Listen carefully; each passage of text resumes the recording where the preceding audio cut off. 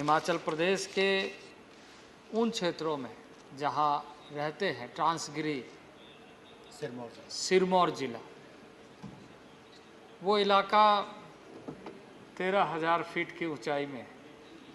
ऐसे दुरूह क्षेत्र है जहाँ आदिकाल से अपने परंपराओं के साथ, अपने जीवन शैली के साथ, अपने ट्रेडिशन और कल्चर के साथ आप समझ सकते हैं कि 13,000 12,000 की ऊंचाई में रहने वाले लोगों की पर्यावरण के दृष्टि से बहुत नज़दीक होते हैं, लेकिन ऐसे मौसम में क्या उनके साथ समस्या होती होगी और उससे वो जूझते हुए भी प्रकृति प्रेम का और प्रकृति के साथ अनुनाश्रय संबंधों को वह रहकर प्रतिबिंब करता है, दिखाता है कि हमारी जीवन पद्धति की गूढ़ कितनी मजबूत है, कितना रहस्य है और किस तरीके से आदिकाल से हमने उसको जिया है और उसको बरकरार रखा है, जो कालांतर में संस्कृति के रूप में, जीवन पद्धति के रूप में, अपनी कलाकृति के रूप में और जिस मापदंडों को लेकर इस देश में शेड्यूलिंग की जाती है। आज़ादी के दशक में जब इस देश में कॉन्स्टिट्यूएंट असेंबली में चर्चा हुई और इस बात पर जोर दिया गया कि उन सुदूरवर्ती क्षेत्र में रहने वाले के जो विशिष्ट गुण है, करैक्टर है, उसको कैसे प्रोटेक्ट किया जाए, कैसे उसको हम एक्नॉलेज करते हुए अपॉर्चुनिटी इस देश के सामान्य नागरिकों के रूप में दे सके। और इसलिए शेड्यूलिंग करते हुए अनुसूचित जनजाति की सूची उनके संस्कारों, उसके समृद्ध संस्कृति, उनके परंपराओं के आधार पर सुनिश्चित की गई। लेकिन ये इलाका उससे वंचित रहा और ये लगातार मांग करते रहे कि हमारी समस्याओं को सुनी जाए। बरसों बरसों तक ये बातें लगातार अपने स्तर पर सुदूरवर्ती क्षेत्र में रहने वाले बार बार न राजधानी में आ पाते हैं, न राजधानी तक उनकी आवाज़ पहुंचती है। कई बार जनप्रतिनिधियों के माध्यम से या सरकारों तक पहुंचती है, लेकिन लंबे कालखंड बीतने के बाद ये देखा गया कि उन्हें लंबे कालखंड तक न्याय नहीं मिल पाया। लेकिन आज सदन चर्चा करते हुए उन लोगों के लिए जो 12,000 13,000 फीट की ऊंचाई में रहते हुए अपने जीवन को जिया है, उसके बारे में सदन चर्चा कर रहा है। और ये चर्चा निश्चित रूप से न केवल उन लोगों के लिए बल्कि सदन की गरिमा को बढ़ाते हुए लोकतंत्र को मजबूत करेगा कि देश की उन आवाज़ को सदन सुनता है, समझता है और उसके आधार पर निर्णय लेकर देश में वैसे लोगों को कैसे न्याय मिले ये सुनिश्चित करता है। और ये इस समय आदरणीय नरेंद्र भाई मोदी के नेतृत्व में दिखाई दे रहा है कि किस तरीके से वैसे लोगों की बातों को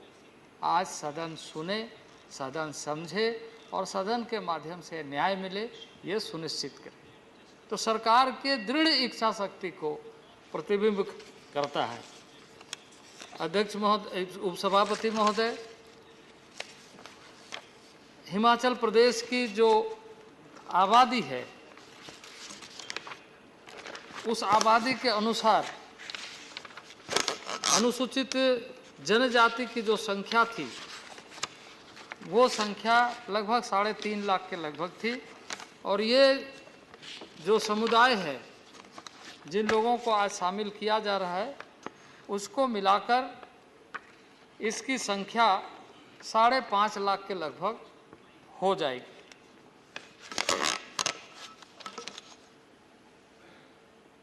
कुल मिलाकर जो अनुसूचित जनजाति की संख्या होगी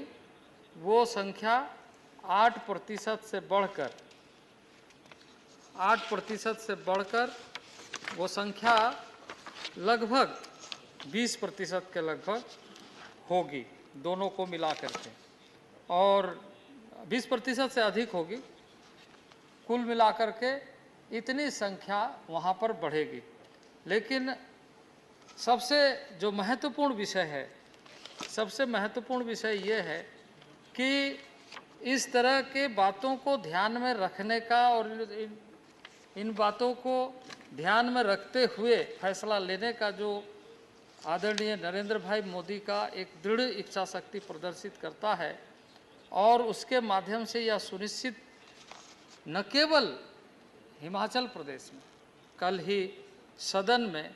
हम लोगों ने छत्तीसगढ़ के संदर्भ में फैसला किया, और इसके साथ साथ ही मैंने कल भी इस बात को दोहराया, कई ऐसे राज्यों के इस तरह के मामले को समाधान कैसे हो, इसको सुनिश्चित करने का कार्य मंत्रालय के माध्यम से आदरणीय प्रधानमंत्री के नेतृत्व में हो रहा है। मैं इसके साथ साथ ही इस संबंध में थोड़ा सा और चर्चा करना चाहूँगा कि जैसे हमारी पहली वक्ता ममता महंता ने उड़ीसा के संदर्भ में, और कल भी हमारे सस्मित पात्रा ने भी उड़ीसा के मामले में जिक्र किया था कि उड़ीसा के भी कई कम्युनिटी से संबंधित विषय के बारे में भारत सरकार के पास मामला लंबित है। अध्यक्ष सभापति महोदय, हमने इसके पहले भी सदन में कहा है, और मैं इस बात को दोहराते हुए कि जो पद्धतियां हैं, जो प्रविधियां हैं और जो नियम है, उस नियम के अनुसार राज्य सरकारों के अनुशंसा के साथ जब ये प्राप्त होता है कि ये पूरे करैक्टर को इनहेरिट करते हैं, तो उस पर आगे की कार्रवाई प्रारंभ होती है। राज्य सरकार अपने स्तर पर वहाँ के ट्राइबल रिसर्च इंस्टीट्यूट या ऐसे मानव शास्त्री जो यूनिवर्सिटी है, उसके माध्यम से सारे चीज़ों को ध्यान में रखते हुए रिपोर्ट बनाती है कि उसके मानव शास्त्रियों के माध्यम से इस बात का उल्लेख होना चाहिए कि वो कितने एथनिक करैक्टर को इनहेरिट करते हैं, कितना वो अपने रूढ़िवादी परंपराओं के साथ जो मापदंड तय किए गए हैं कि वो अपने डिस्टिंक्ट कल्चर के प्रति कितना सावधान है, कितना उसको लेकर चलता है, साथ ही साथ वो बैकवर्डनेस के रूप में कैसे दिखता है, साथ ही साथ डिस्टिंक्ट कल्चर के साथ इंडोगेमस सोसाइटी के रूप में, इंट्रोवर्ट करैक्टर के रूप में वो कितना उसके अंदर विद्यमान है,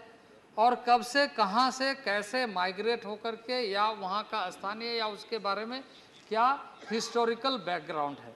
तो इन सारे चीज़ों को ध्यान में रखते हुए राज्य सरकार को रिपोर्ट भेजना होता है, और राज्य सरकार के रिपोर्ट को केंद्र में भेजने के बाद विभिन्न स्तरों पर इसको देखा जाता है कि ऐसे मामले पर राज्य सरकार का रिपोर्ट सही तरीके से उपलब्ध है या नहीं है। और मैं उड़ीसा के संदर्भ में मैं बताना चाहूँगा आदरणीय आसन कि इसके पहले जो कुछ कम्युनिटी के बारे में रिपोर्ट आई थी, उसमें से 13 कम्युनिटी धुरावा, धुरवा, धरुआ, धनगरा, पौड़ी भूयान, कंधा कुंभार, ओरवा मौरन, ओराव मुडी, उरम, दरुआ, चुक्तिया, भूंजिया, पाउड़ी, मुकाडोरा, नुकाडोरा, ये सारे स्पेलिंग मिस्टेक के कारण, इन सारे चीज़ों के बारे में आरजीआई ने, जो रजिस्ट्रार जनरल ऑफ इंडिया है, उसके माध्यम से इसकी स्वीकृति दी गई है, और इसको हमने प्रोसेस में रखा है, और मैं समझता हूँ कि बहुत जल्दी इस पर हम आगे की कार्रवाई करते हुए सदन में चर्चा करेंगे। इसके साथ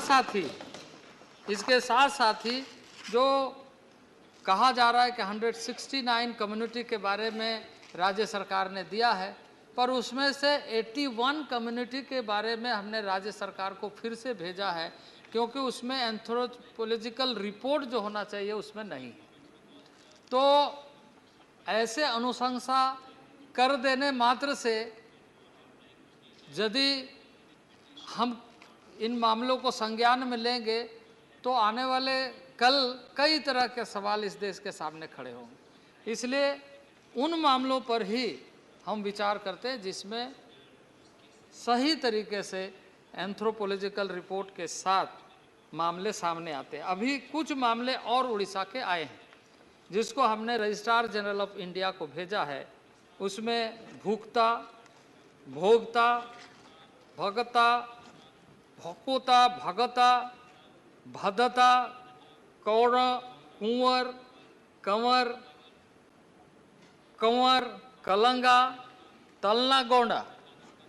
अनाती डोरा, एनाती डोरा, मणि डोरा, मणा डोरा, सारा, कंधा के बजाय कुई, रजुआल, पुटिया, पुतिया, पोतिया पैक, तमोड़िया भूमिजा, तमोड़िया भूमुजा, तमुडिया भूमिजा, तमुलिया भूमिजा, तमड़िया भूमिजा, पुराण, भांजा पुराण, तमड़िया पुराण, तमुड़िया पुराण, तमुरिया पुराण, तमड़िया पुराण के साथ साथ ओराम मुंडी, नकासिया, नक्यासिया, कोंडा रेड्डी, कोंडा रेड्डी, तमरिया, ऐसे 26 मामलों को हमने आरजीआई के पास में भेजा है। और मैं समझता हूँ कि आरजीआई इन सारे चीज़ों को, जो हमारी विधियाँ हैं, जो प्रावधान है, उसके आधार पर जब इस मामले पर रिपोर्ट आएगा तो उस पर भी आगे हम कार्रवाई करेंगे। इसके अलावा कई मामले, जैसे हमारे माननीय थंबी दुरई जी ने विषय उठाया था, मैं यह स्पष्ट करना चाहता हूं कि इस देश में राष्ट्रीय सूची नहीं बनती, राज्यों की जातीय सूची बनती है। सभी स्टेट के अलग अलग सूची बनाए जाते हैं और स्टेट गवर्नमेंट के रिकमेंडेशन के आधार पर ही, जैसे मैंने कहा, कि इन सारे कार्यों को प्रारंभ की जाती है। तो अब किसी अन्य राज्य में रहने वाले व्यक्ति, परिवार या उस समाज के लोग उस राज्य के माध्यम से जब इन सारे प्रावधानों के आधार पर रिपोर्ट बनाई जाती है तो उस राज्य में उसकी सूची सम्मिलित हो, यह सुनिश्चित करने के लिए कार्रवाई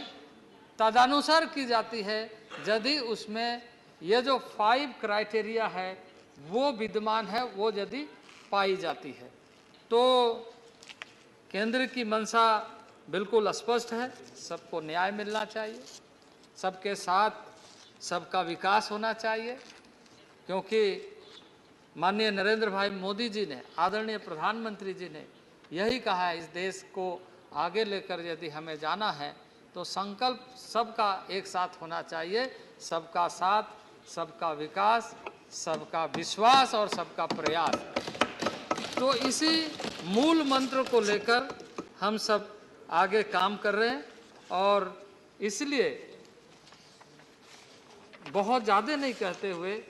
कि सरकार निष्पक्षता के साथ सभी ऐसे मामलों पर जिसमें मेरिट्स है, मेरिट के आधार पर ये